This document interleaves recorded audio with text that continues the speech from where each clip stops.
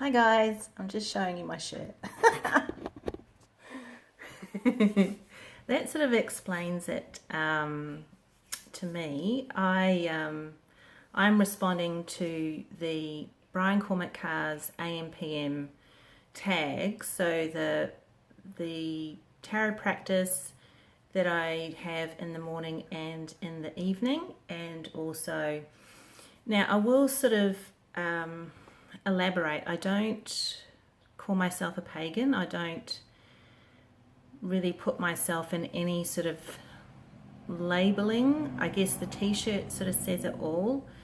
I have rituals that I do, so we'll just go through it anyway. So in my morning practice, I will get up at about 4 o'clock in the morning.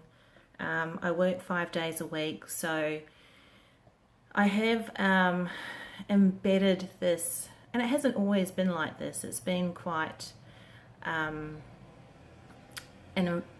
evolution of, having that spiritual practice and putting those things in place that I just feel I need to get me through the day and to help me feel centered and get my day rolling. So I had this wonderful, so when I was giving birth to my son many moons ago, I had this lovely, amazing midwife that gave me, those pearls of wisdom, and I've just carried that pearl with me ever since.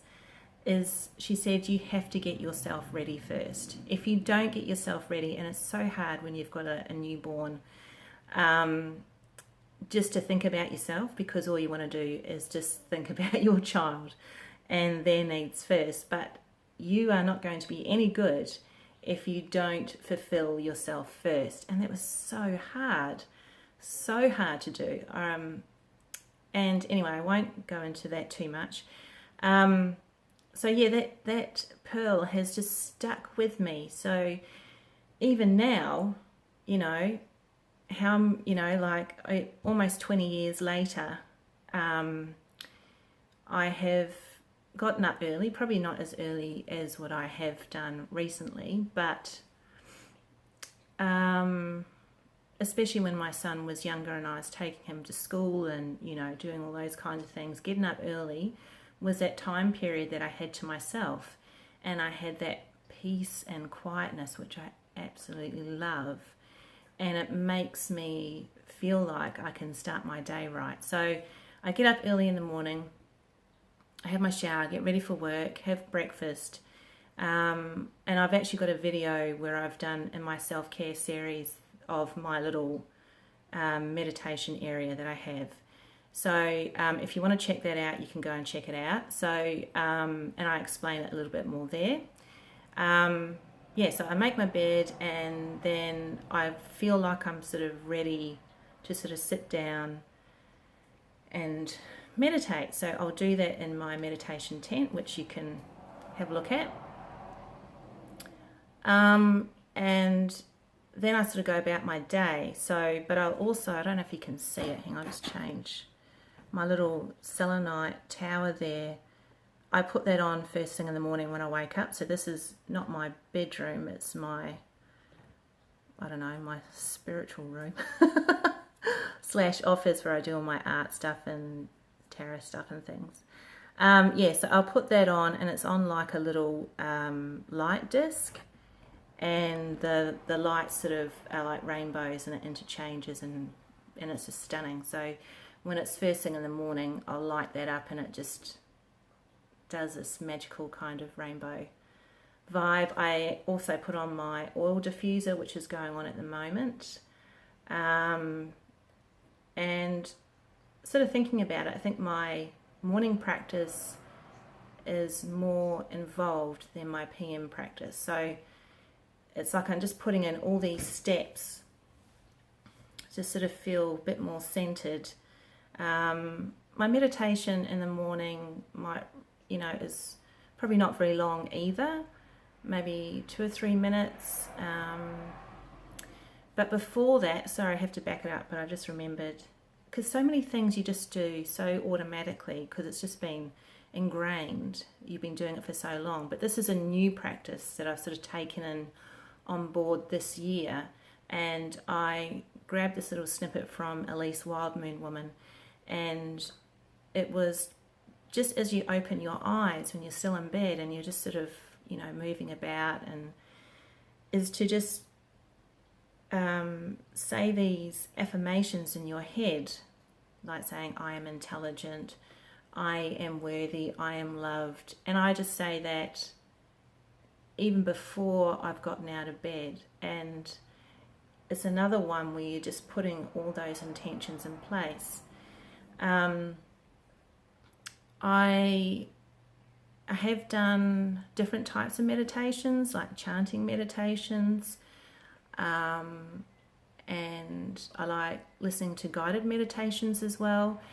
So we're sort of going to move into the PM practice now. So the PM practice is I will get home and, you know, do all the things that I normally do, like, you know, get ready for tea or whatever, and, you know, unwind a little bit, have a cup of tea. And I will take my dog for a walk. And because the seasons have changed, so we're just, well, you wouldn't think it, but it's actually going into autumn since we're in March now here in Australia. After I'd taken my dog for a walk, I'd sit outside and I'll try and put the little meditation I did in the afternoon at the end of this video. But so we'd get back from our walk, and at the back of my house, where the sun was sort of coming around, and it'd be late in the afternoon, so you're talking about 5:30, almost 6 o'clock, the sun would be starting to set. And just as it's coming, sort of setting down, the angle where I was sitting, it was just hitting my third eye. And it was such a beautiful way just to sort of calm down. And I would sit out there and just let that light just fill me up. And it was just incredible. It was such an amazing feeling to feel. And I sort of took that on as my PM meditation. And, you know, my dog would come and sit with me, and then my cat would come and sit with me, and it was just a lovely little thing. So, yeah, and I think that's quite a simple practice. Also, too, having a bath. I will try, not probably so much during the week, maybe in the PM I'll have a bath and sort of, you know, relax and let the stress sort of fall away from the day. But definitely on weekends, a bath is just on the top of my list of whatever I'm doing. You know, bubbles, crystals, you know, add some oils, add some salt, you know, pink Himalayan salt. And yeah, I think it's pretty simple when you sort of think about it. But I really, really could not go without the day without meditation. I think that's the biggest one that sort of centers me. And I sort of find too, if I want to center myself throughout the day, or you know, especially when I'm around a lot of people, I have noticed that I will sit there, and I actually got this from Gabrielle Bernstein. So she has done, if you haven't heard of her, she's done a lot of work with her spiritual practice, you know, an author, and just from where she's come from, her whole journey, this is one of the t-shirts that she brought out for one of the releases of her book, The Spirit Junkie. She said to just place your 2 fingers on find your pulse point, and no one needs to know. I mean, you could just be sitting at a table with a whole group of people, and you're just feeling that pulse. And there's also a chant that you can say to yourself, which is Sat Nam, Sat Nam, Sat Nam. And you can just say that to yourself in your head over and over as you feel your pulse. And I don't know if you've noticed how my voice has just come down a level, like I've just gone. and it's such a centering thing. Especially, you know, you don't have to be doing, it doesn't have to be a noticeable practice, but just doing that. And I've shared that with people at work, and considering where I've come from, especially in my early 20s, I never had a spiritual practice, never, and I was always on the go, always. I couldn't sit still, and I didn't know how to relax. It was such a weird thing when I look at it now, thinking, what was I doing with my day that I felt so important that I couldn't just take some time out for myself? So learning how to do that has taken me a lot of time, and to actually integrate it into my day every single day. And it will adjust and it will change throughout the times of year. And,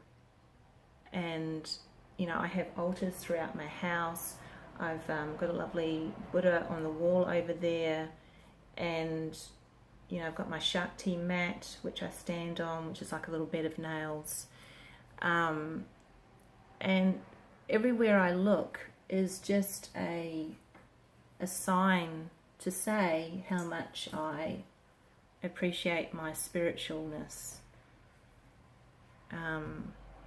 Because everything, you know, when you sort of think about it, is an intention. You've intentionally placed things there, or you're intentionally doing something there. And yeah, I really appreciate it. I was a little bit hesitant in doing this because, you know, it's something quite private. You know, we can talk about it for sure, but I've watched a couple of the tags already from Chris 379,000 and Hermit's Cave, and I sort of felt, yeah, okay, I guess we can learn a lot from each other, as we always do. And when you're putting it out there, it's, yeah, I think it's pretty special. So thank you so much, Brian, for doing this tag, and I will see you next time.